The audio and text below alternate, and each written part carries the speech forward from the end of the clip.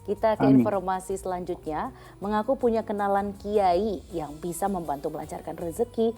Seorang warga Banyuwangi menipu seorang pengusaha kayu hingga korban merugi puluhan juta. Setelah diusut, pelakulah yang berpura-pura menjadi kiai. Aksinya pun dibongkar oleh korbannya. Imam Muhtadi hanya bisa tertunduk lesu saat diperiksa di Polsek Genteng, Banyuwangi. Ia ditangkap setelah menipu seorang pengusaha kayu. Dengan modus mempunyai nomor ponsel kenalan kiai yang bisa melancarkan rezeki, pelaku perdayai korbannya untuk mengirim uang. Rupanya selama berkomunikasi, pelaku yang ternyata merangkap sebagai kiai fiktif selalu meminta uang dengan alasan untuk santunan anak yatim.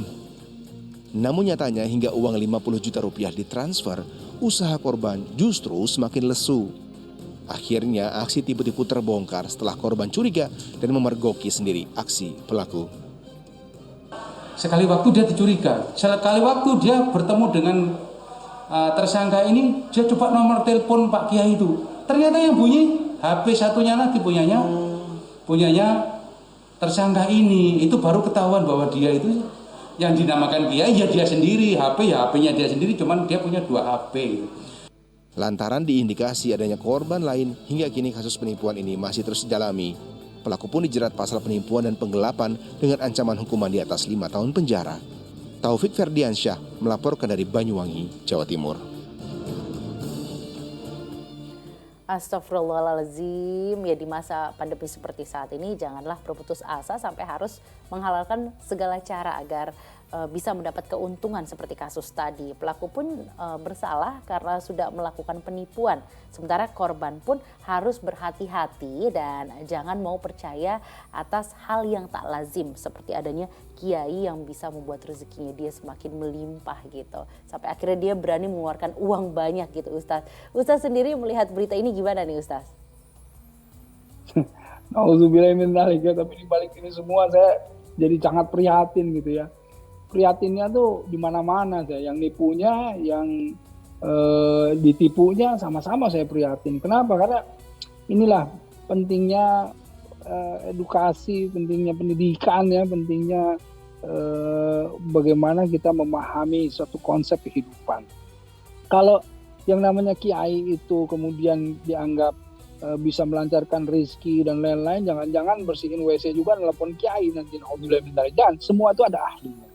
Semua ada ahlinya. Kalau ke kiai itu proporsionalnya kita minta doa, ya kiai tolong sama-sama doain gitu ya. Nah, insya Allah tuh. Terus mau sedekah boleh, untuk anak-anak yatim dan lain-lain silahkan gitu. Ya untuk melancarkan rezeki dan lain-lain boleh, tapi tetap kita harus usaha dan lain-lain. Tapi jangan kemudian tidak usaha, berpikir hanya untuk kemudian ini pasti lancar, kemudian transfer kiai, itu juga nggak boleh. Jadi intinya bukan itu.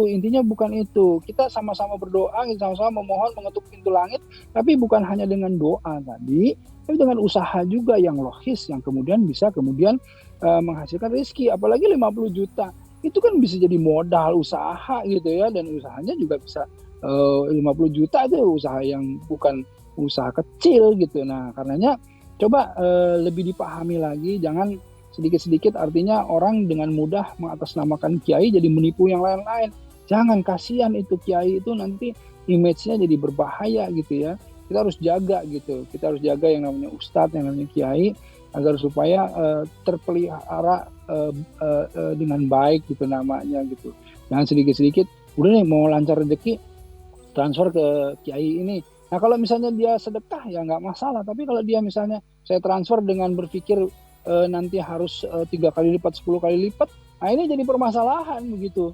Nanti banyak orang-orang akhirnya nggak kerja, masukin ke canceling masjid, tidur aja nanti, terus kemudian berpikir nah ini sedekahnya jadi berkali-kali lipat. Nah ini kan berbahaya, bukan itu konsepnya gitu. Iya baik Ustadz.